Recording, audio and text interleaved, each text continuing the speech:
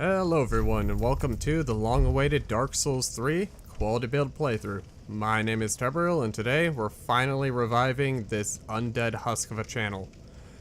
It has been a long time, people, and I am very sorry for the wait.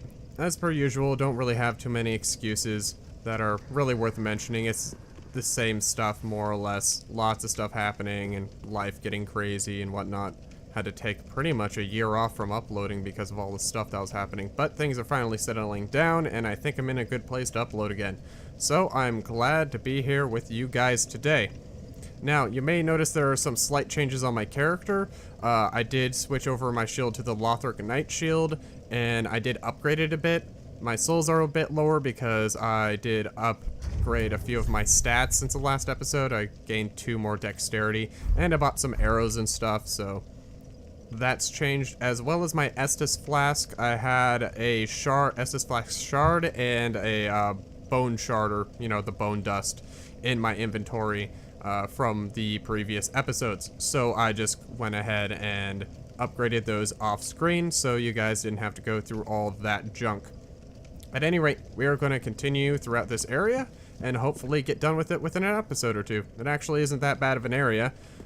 So I would think that you guys will be fine if you are following along. Of course, if you've been following along, you guys are probably way done and finished with the game probably several months ago. That's neither here nor there. We are going to continue and maybe you'll learn something interesting. Now, I'm not as familiar with Dark Souls 3 as I am the first game, as I've explained before. But I do know a little bit of this game's quirks here and there. I'm just not as familiar with stuff like item locations. This guy can be a little bit of a pain in the ass. I can't remember if arrows affect him all that well, to be honest, but I do have a lot of arrows. So, it's an invisible wall. And he also has a weird hitbox on his items, or his arms. And I don't even really need to do this, but it can help a lot if you're trying to get through this area. Just, you know, shooting them in the face. Which can seem a little tedious, but it can help a lot if you're going through this area. Let's see if fire does more damage. Sorry, this is a very tedious way to start off this new playthrough, but I want to say this is a decent way to at least get through this area, especially if you're like mine, where your quality build playthrough and you actually have access to a decent bow. There's pretty much no reason not to attack him like this. Okay, got hit by splash damage. You can also do the same thing with fire bombs, but it's really not recommended. And he's just about dead. Maybe one more hit. One more hit anywhere. Oh, there we go. Now that made this whole area a hell of a lot easier to get through, mainly because he will do a lot of attacks that'll smash you against walls and stuff like that, and it's really just not worth dealing with, especially if you're just trying to get through this area. So if you do have a decent bow and a okay amount of arrows, don't even need that many. I mean, he's no Hellfire Drake or anything, or Hellkite Drake, so at least in terms of HP. So he'll do fine. These guys could be taken out with arrows as well. There's really no need. I can just go ahead and get this guy, and I'll get the other guy here in a bit. So let's go throughout this area. And up there is, well, just where we were. Let's go ahead and jump up here. And we will find out where that guy is up here, and we hear the telltale sign of one of these gals. With their staff noise. Oh, almost got her. And there we go. Ah, that's a nice backstab. Alrighty.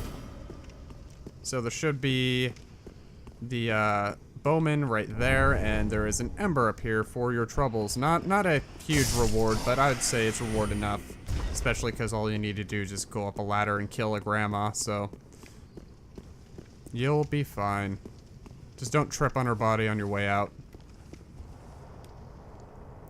Now, I am using a new recording software, so please tell me if you see any weird inconsistencies and stuff. I've been trying to work some kinks out, and this guy's just like right here. So some screen tearing issues, stuff like that. I think for the most part I've done a pretty good job though, so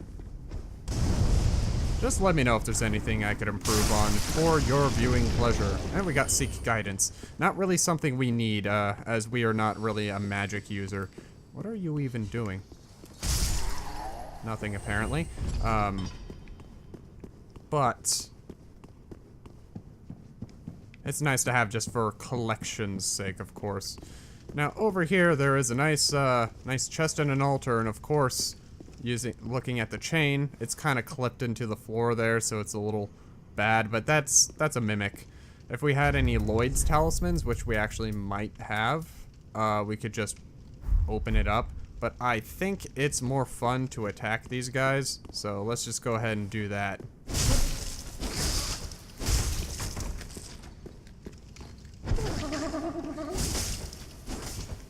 I forgot how weird the two-handed R1s are for this weapon. Ah, well, there we go. And the Deep Braille Divine Tome. Now, you can give that to the blind lady, blind priest lady, but that will basically get her the dark end for her quest. But you could also give it to a character later, which we will encounter, and still learn the same spell. Now, this guy's a pain in the ass, so I wouldn't suggest letting him get that off. He can be a pain in the ass anyways. But we didn't really have too much trouble with him, thankfully. Now, generally around here is when we'd be getting invaded by an old friend. And if we go over here, just oh hey look, there's an item there, but it is guarded by a spider thing. Fortunately, this guy is he's got some really nasty attacks which put curse on you, and of course you don't want to be hit by anything curse. So just don't get hit by him if possible. Whoops, I didn't want to do that. Of course, you can also cheese him by going mostly outside the room. Oh. Oh. Okay, I'm gonna go outside the room now. I do not want to get hit by him right now. See, like that? He only had one hit on him, so I'm not really that embarrassed by doing that. But, yeah, it's best just to cheese that guy. They aren't actually that common. In fact, I think there's only, like, maybe 1 or 2 in the entire game as far as I can remember. The Aldrich's Sapphire, I believe, restores FP when you do critical attacks like parries or backstabs. Anyways, this is the area we want to be because it will or should I say, it will allow us to go into a shortcut. Oh, Longfinger Kirk. There he is. Now, he is, of course, the original Kirk. Or at least a fellow that seems to resemble the original Kirk. Oh. Wow, he had a wind-up there.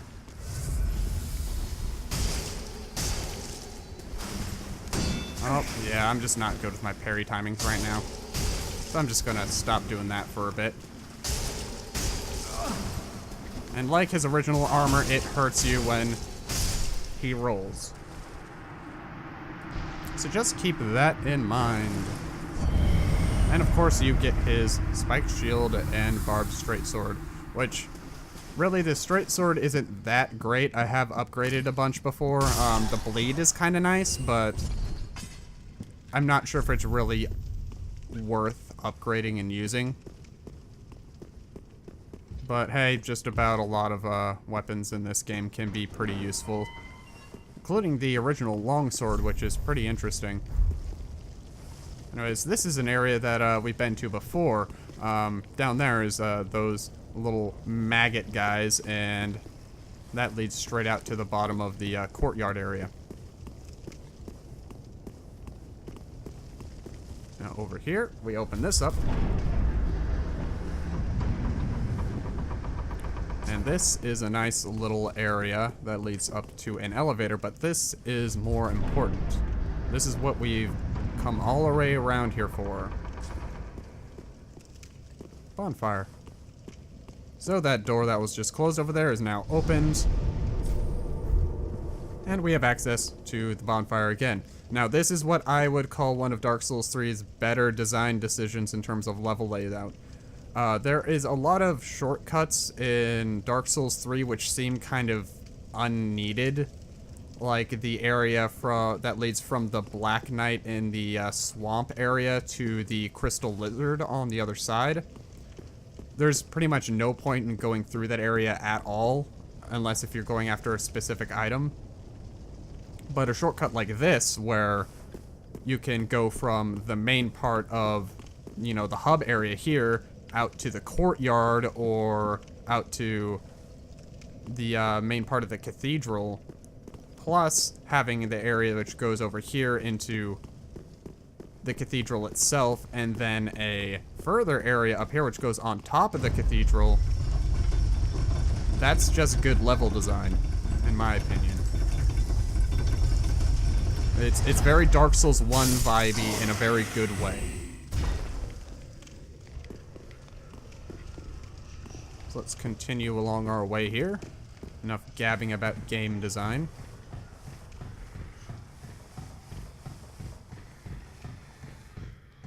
And another bell. He actually survived the hit, which is pretty nice. Now he will drop something, which is the deep ring. It, I believe, just gives you more attunement slots.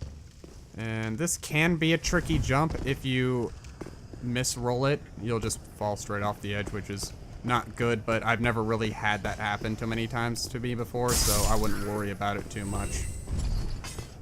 Anyways, of course, just like the area down below, which we went through such a long time ago, this area is also filled with traps and whatnot, so I would suggest that you take things pretty slowly. These guys are nasty, they can hurt a lot, and they deal a lot of stamina damage too, even on pretty upgraded shields, so you just gotta watch out for that.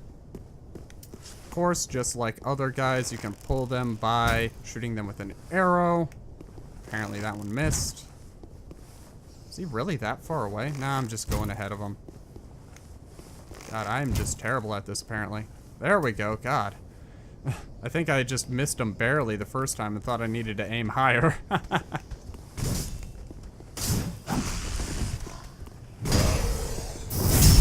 Also, his, getting a backstab is not necessarily hard on him, but he has a very weird attack pattern, so it makes it very unclear when you're supposed to, get behind him. Anyways, down there, there really isn't anything of note as far as I can remember. I can't remember if they will come after you if you go through this area like this, so it might be worth it to go down there and kill them. We will be going over there shortly. Now, there is items over here, but there is an enemy which will appear behind us here shortly. And that's the Arbalist. It's just a nice little crossbow. Strength focused, if I remember right. Come on. There we go. Alrighty, so we are continuing along the roof here. Gotta wonder how people get up here normally aside from the elevator. There must have been some sort of stepway or something that's been long eroded. Now this is another ambush area. So you're going to want to take out a bow or something similar, or just run over there and then run back to safety. Goes right along here. There is an enemy, which I don't think you can hit unless if he comes up because he's pretty low on the ground there. And that is a Pale Tongue, which we can use to respec our character with an NPC character we'll be meeting actually pretty shortly. This next area is not necessarily hard, but it's not pretty. And can be a little challenging to some. So you're just going to want to go ahead and either take him out with ranged or get up to him and just smack him in the face. Whoops, he's deciding to do that for me. Alright. And some of those guys' AI does not fit this area because they will just run straight off the edge sometimes.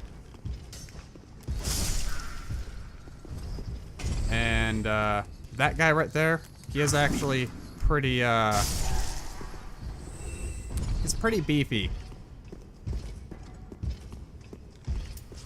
So it's just being careful when fighting him. You do have an okay amount of room here. So it isn't that bad, but just don't get hit with a straight on full hit by him if possible.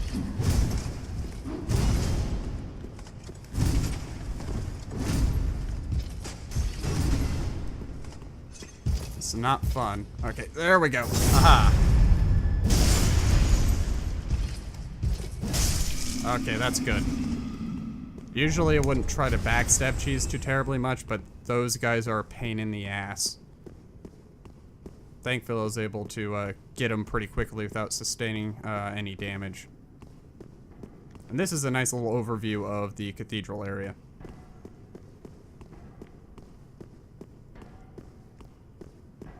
Okay, so now we are going to promptly ignore him because screw that. Especially on this tiny little platform. Instead, we will be going over to this guy.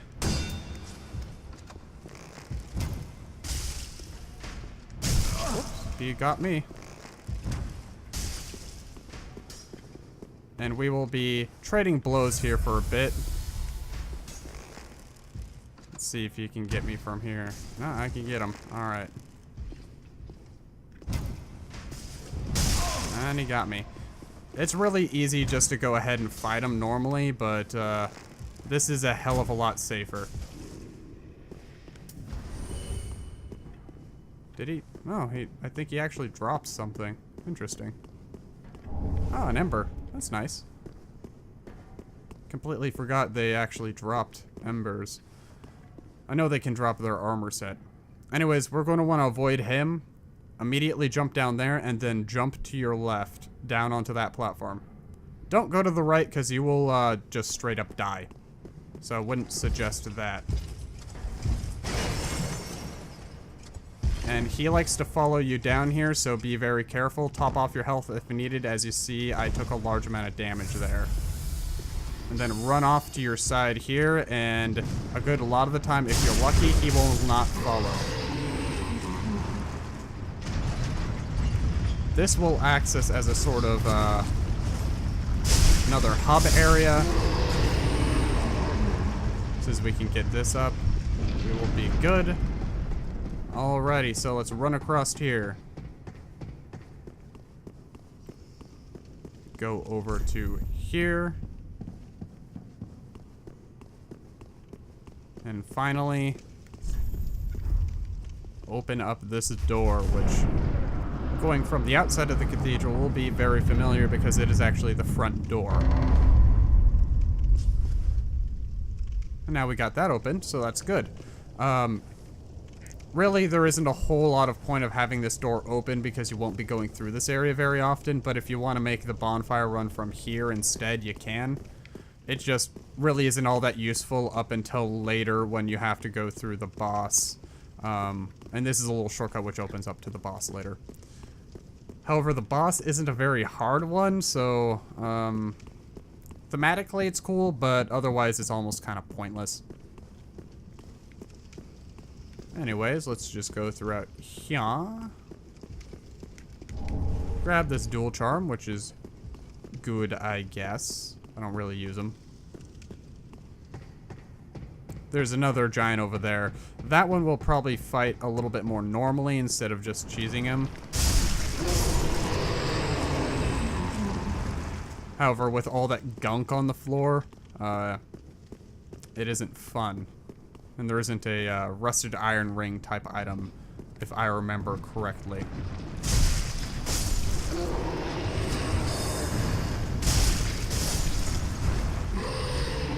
And of course, there's a bunch of these floppy misshapen dudes who kind of remind me of the bad end from I Have No Mouth and I Must Scream.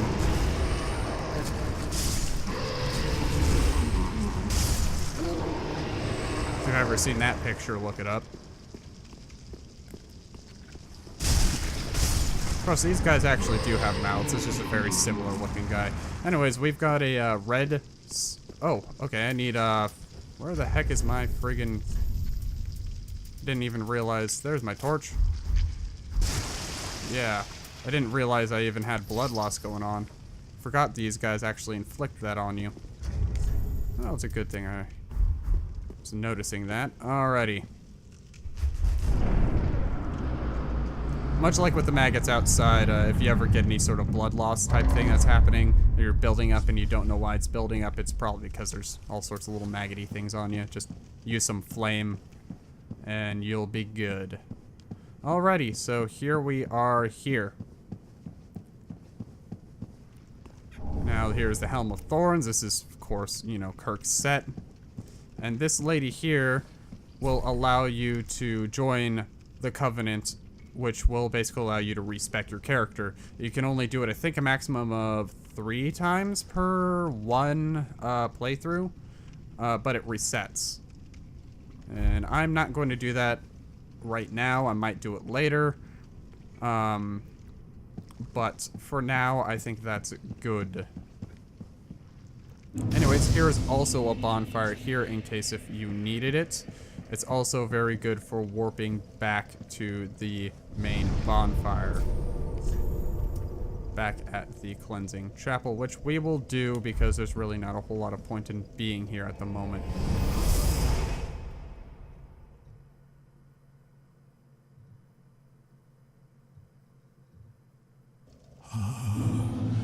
Yes, and he says that every time you warp in. We'll be getting to the DLC eventually, probably after we do the main game, because unlike the other Dark Souls games, you can actually play after you beat the game. The game will actually ask you if you want to continue on to New Game Plus, which is really nice because it allows me to structure this Let's Play a little bit easier than Dark Souls 1 or 2. Anyways, I think I'm going to stop here, and we will continue and probably beat the rest of the cathedral in the next episode. So thank you for joining me on my Dark Souls 3 quality build playthrough. It's good to be back, people, and I hope to upload more in the future. Goodbye, everybody, and take care.